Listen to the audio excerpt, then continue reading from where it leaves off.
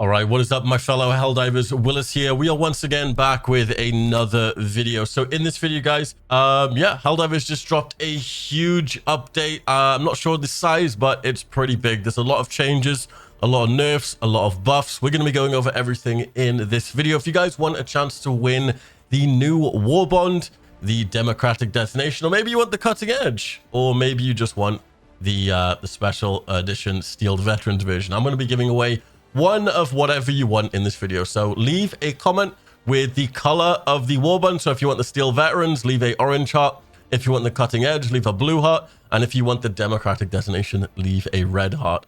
Make sure you're subscribed, like the video, and yeah, let's jump into it. So the first thing I wanted to show off, which I don't think was mentioned in the patch notes, so we're going to go over it here. And there's probably a lot of hidden stuff which is going to make its way known throughout the day, because Arrowhead just loves surprising us with stuff. There could even be Illuminate showing up at some point. But if you actually go on the Helldive difficulty and you come down here to the planets, there's this new mission I keep seeing everywhere. It's this one here, the Spread Democracy. Now, I know for a fact this is present on the lower difficulty missions, but this is the first time I've actually seen it on a Helldive. And basically, all you have to do is go around and raise the super flags. Now, I did remember a while back there was a little discussion saying, how come we don't see this mission past the first difficulty? But it looks like they've gone ahead and added it to like the Helldive difficulty. Let's check the impossible difficulty here. Yeah, it looks like it's on the impossible. Maybe I'm wrong. Maybe I'm just hallucinating, but I've never seen this democracy flag mission on the higher difficulties, only on the lower difficulty missions. But yeah, other than that, there's probably, like I said, there's probably going to be new stuff that pops up throughout the day.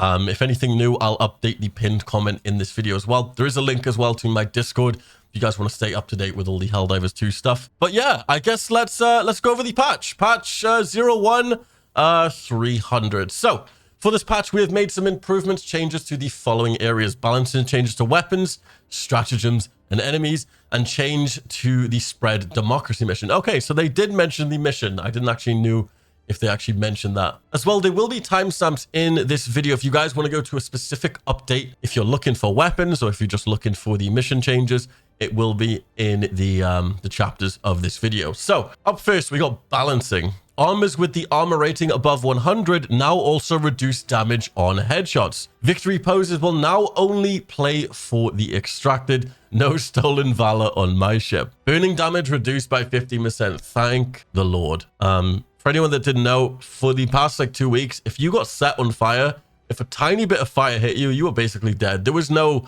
jumping and diving and putting it out. If you're on fire, you're dying. It was extremely OP. So at least this gives us a chance to actually jump, dive, and put the fire out now. If you didn't know, that's how you put fire out.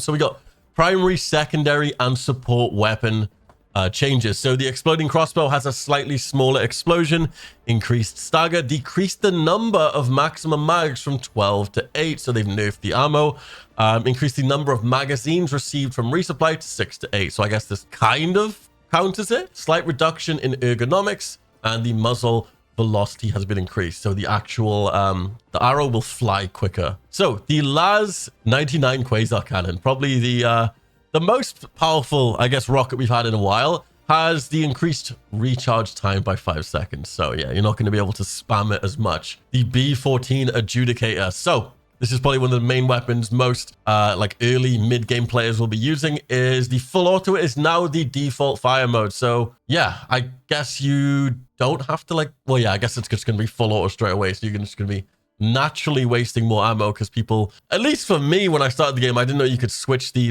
fire modes for the longest time. But yeah, reduce the recoil, increase the mags from 6 to 8, increase the number of magazines received from resupply 6 to 8, now placed amongst assault rifle. Going back to the Laz 98. So the Laz 98 laser cannon. Now this was actually already extremely OP currently against the automatons. This has slightly increased damage, so they've buffed it. It has slightly reduced damage versus larger volume bodies. So basically what the laser cannon was used for recently was destroying the automaton ships really, really quickly. So it looks like they buffed the damage, but they've nerfed it against large, I guess, enemies. So they kind of want you to use it on like medium and I guess like the infantry potentially. The SG-8P plasma. Now, before I even read this, I hope it's been buffed, because this gun like looked cool as hell in the trailer when they showed it, and it was kind of just underwhelming and I didn't like it.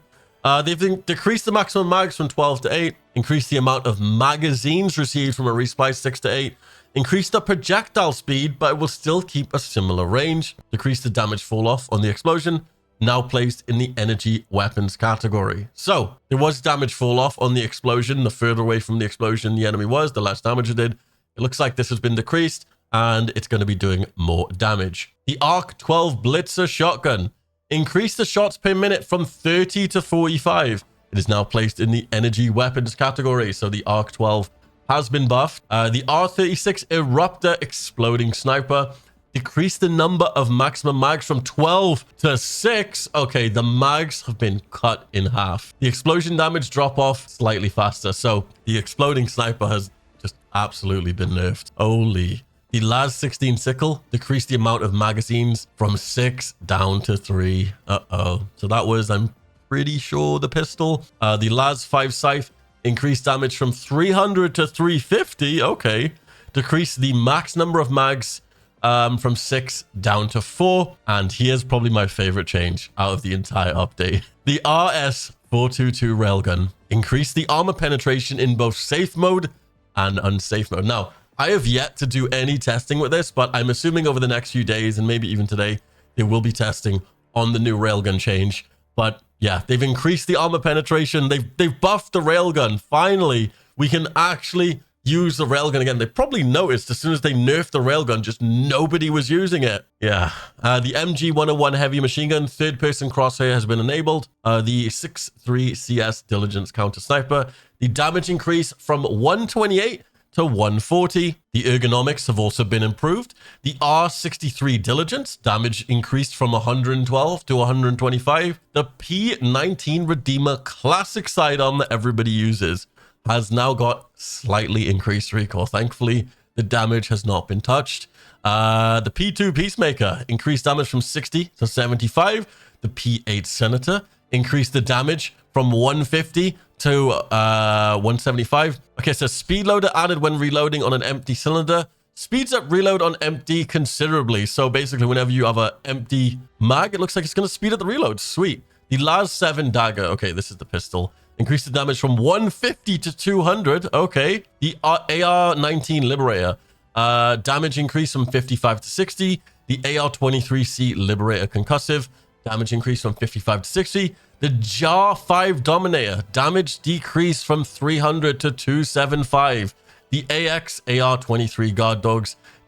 Oh my god. Decreased damage by 30%. They have just nerfed the Guard Dogs into the ground. Thankfully, no randoms are going to be using this anymore from that change. The Airburst Rocket Launcher has been a menace for the past day, killing teammates and wiping teams. So the Airburst Rocket Launcher will no longer detonate when shot near stratagems, HMD turrets, sentries, resupplies, and other Helldivers.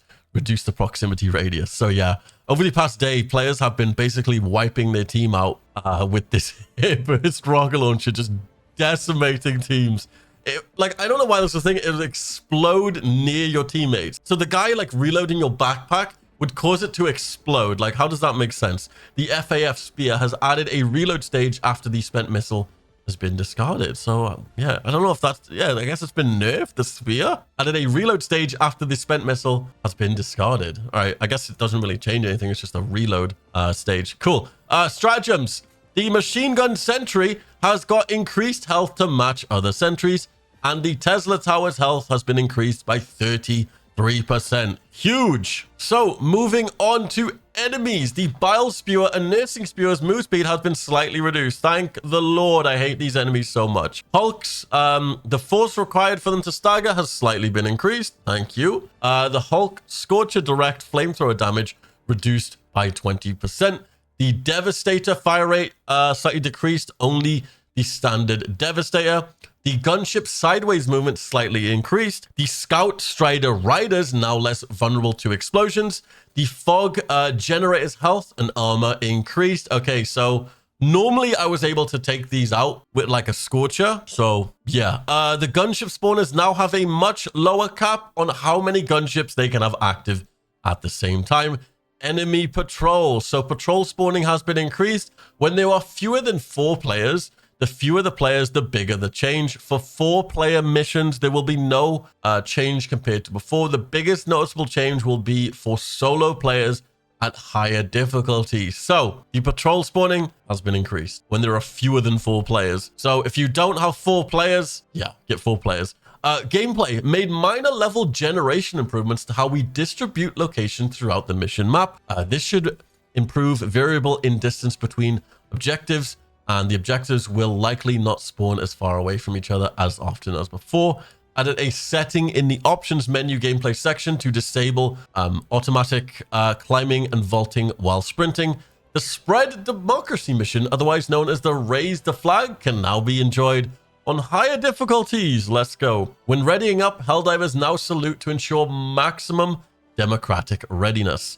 Added ambience to the Tremor Planet Hazard to underline the severity, so Helldivers can react accordingly. Shots that ricochet from heavy armored enemies will now properly hit the Helldiver who fired them. Trigger discipline is highly recommended. Wait, so, right, it's always going to ricochet back at you? That is interesting. Also, there is a ton of crash fixes. I'm not going to go over every single one, but yeah, they fixed a lot of crash issues.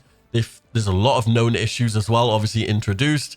It looks to be the same types as before. But yeah, that's basically all the changes. Now, I think myself, I'm excited to jump back in and start using the railgun again. Finally, I missed it so much when they nerfed it and it just wasn't good anymore. But yeah, going back to using this railgun is going to be so fun. So I think what's going to happen is there's probably going to be a lot of testing over the next few days with the next meta build, meta loadout. All of the weapons have been changed as well, buffed as well. Even like the sidearms have been changed a lot. Like the Senator, I'm pretty sure, was buffed. The Peacemaker was buffed. So yeah, exciting to see what the meta turns into. I hate saying meta. It's a freaking PvE game, but if there's a OP loadout, people are obviously going to use that over the weak loadouts. But hope you guys enjoyed the video. Be sure to leave a like, subscribe to the channel if you're new, and please don't forget to leave a comment with the color heart of the, I guess the Warbond that you want. So blue heart, orange heart, and a red heart if you want this one. So with that being said as well, come and join our Discord, and I'll see you guys in the next video. Peace.